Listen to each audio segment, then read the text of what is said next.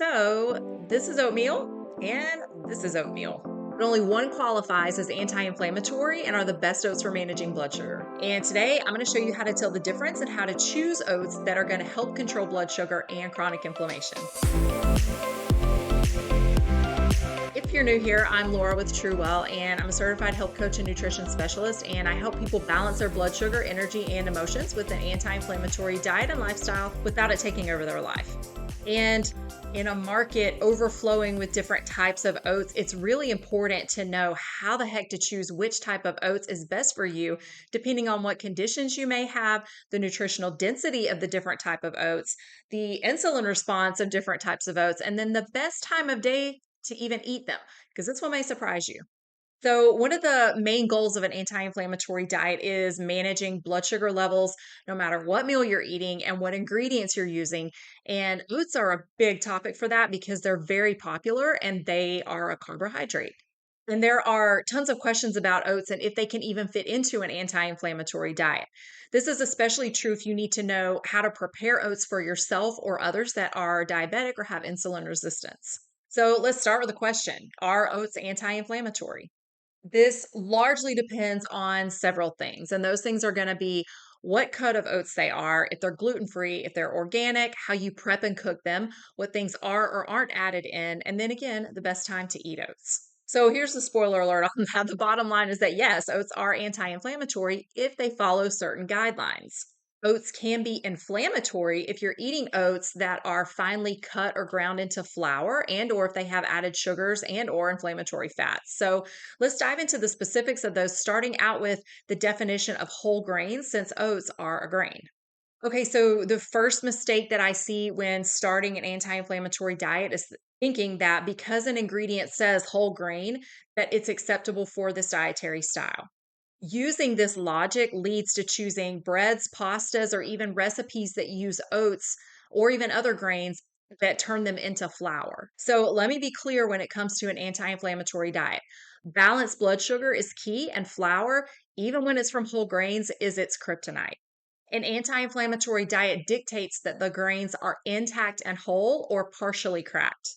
The more degraded the grain, the faster the blood sugar spike and ensuing inflammatory response. So, this distinction matters because whole grains release their energy more gradually, preventing those unwelcome blood sugar spikes. And yes, this also means refraining from using ground oats as flour since the processing alters their structure and impact on blood sugar. So, think about the difference between dropping a jawbreaker into a glass of water versus the same weight and granulated sugar into a glass of water.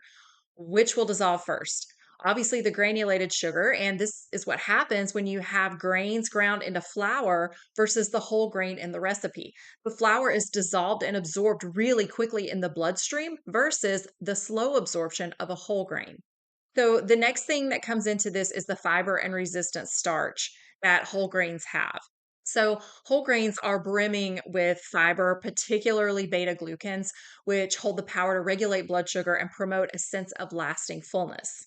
Now, these friendly fibers not only support digestion, but also play a crucial role in curbing inflammation. And in that, we absolutely cannot forget about resistant starch. This is another star in the oat realm that supports gut health and even aids in weight management.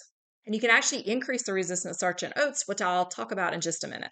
Okay, so when it comes to gluten free oats versus non gluten free oats, there are, first of all, a few different conditions that may warrant you not eating oats at all. Some of these would be obviously if you're allergic to oats, and then if you found that you have a sensitivity to oats. If you have celiac or an intolerance to gluten, you need to be really careful with oats because unless the package says gluten free specifically, it may be cross contaminated and have traces of gluten because sometimes they're manufactured and packaged in a facility that also packages gluten containing foods.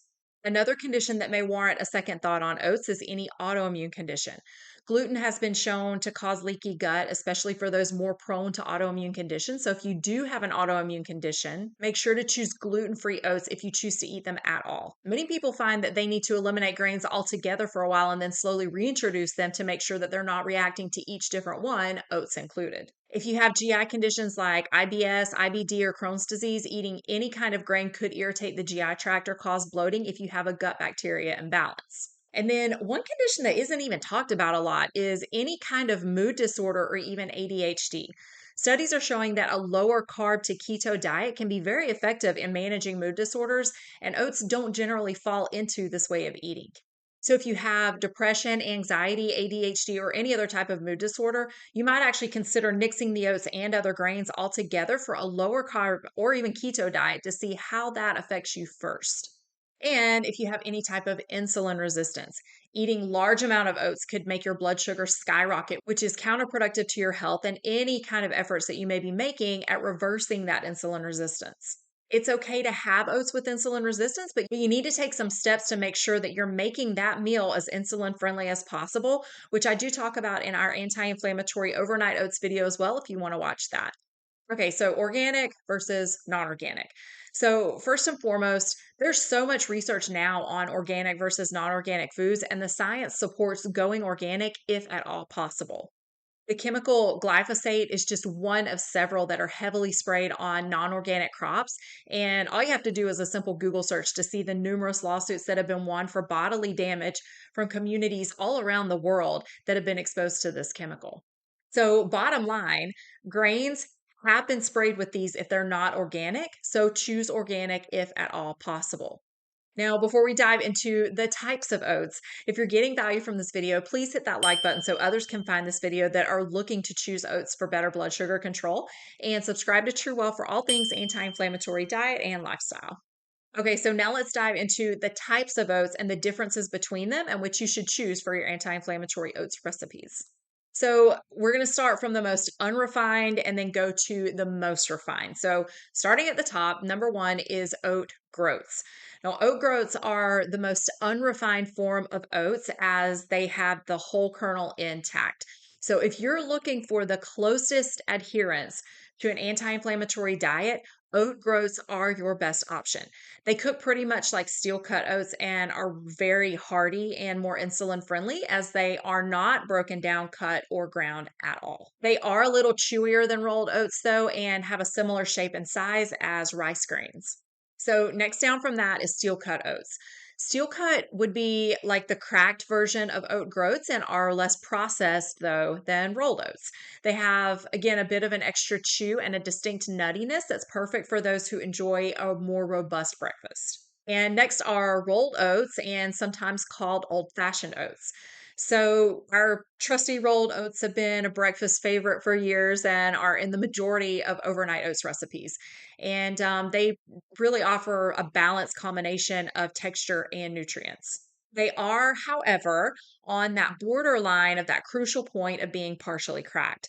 So, even though the majority of healthy oat recipes call for rolled or old fashioned oats, this is that point of those higher blood sugar spikes because of how much more these are cut down. Next will be quick oats. And while quick oats are pre-cut and slightly processed, people mistakenly choose these because they're so much faster to cook. The thing is, they can lead to a quicker and more severe blood sugar spike because of their finer texture. So, for blood sugar management and reducing inflammation, these really should be avoided. And last is instant oats. Instant oats are, for the most part, the same thing as quick oats. They're extremely refined and cause that rapid and high blood sugar response. So, again, I'd avoid the instant oats. So, let's get into some cooking and preparation tips for oats. So, substituting one type of oats for another isn't as simple as you would think. Since there's a difference in density between the types of oats, just know that you may not want to substitute one for the other cup for cup in a recipe. So let's look at the calorie and macro difference between each type of oat per 1/2 cup. So here you can see that the density of 1/2 cup of oat groats has 360 calories, 5 grams of fat, 68 grams of carbs, 10 grams of fiber, and 10 grams of protein. Then the half cup of steel cut oats, the exact same amount, has 300 calories, 5 grams of fat, 54 grams of carbs, 8 grams of fiber, and 10 grams of protein. Then the next one down, the half cup, same amount again, of rolled oats has 190 calories, 4 grams of fat, 33 grams of carbs, 5 grams of fiber, and 6 grams of protein. And then a half cup of quick oats has 150 calories, 3 grams of fat, 27 grams of carbs, 4 fiber, and 5 grams of protein. So you can see there's a really big difference between 1/2 cup of the oat groats all the way down to the quick oats. There's a really big difference. So what this means is that if you're watching your weight and or blood sugar, you'll need to do a little bit of math to convert the amount of oats that you use in a recipe to keep the same calorie and macro count if you're using a different type of oat than they have listed in the recipe. And again, I recommend oat groats or steel cut, but if you can't handle that chewy texture, then rolled or the old fashioned is the next best option. So the next thing is portion control. A little bit goes a long way when it comes to oats. Optimal portion sizes can prevent those unexpected spikes in blood sugar. More carbohydrates will mean a bigger spike in blood sugar levels. As a rule of thumb, one serving of dry oats is usually around a half cup of rolled oats. So it may be a little less for the less refined steel cut and oat groats. Also, keep in mind that different types of oats might yield slightly different cooked volume. So, adjust your portions accordingly by revisiting that chart. And then, honestly, part of it is just going to be experimentation and trying it out. Okay, and here's a golden tip on those resistant starches. Try preparing your oats the night before. By cooking them, letting them cool overnight in the refrigerator, and then reheating them, you're increasing the formation of resistant starches. These resistant starches lessen the impact on blood sugar while offering exceptional benefits to your gut health. If you want to learn more about increasing resistant starches in your food, you can watch this video. And one of the last key pieces of this puzzle is what you either add in or avoid in your anti-inflammatory oats recipes. These are going to be the major inflammatory things like added sugars, even natural unrefined ones, artificial flavorings or colors, preservatives, and unhealthy oils. Add-ins that are really great would be fruits, vegetables, nuts, or spices that are known to be anti-inflammatory, and especially things that are going to help blunt that blood sugar response still, like a healthy fat and protein. This works super well when you pair these with seasonal ingredients to create really yummy flavor combinations. And then the last thing that I want to cover is when is the best time to eat oats.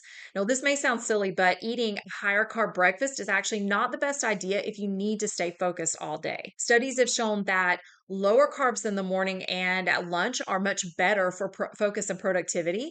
And then more carbs at dinner or possibly even an after dinner snack with oats can actually help you sleep better because they contain tryptophan and melatonin.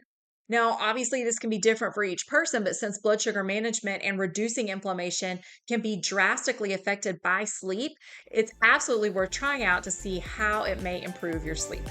So let me know in the comments what other questions you have, and don't forget to check out that anti-inflammatory overnight oats video for the basic recipe and flavor combinations. Be true, be well, and I'll see you in the next video.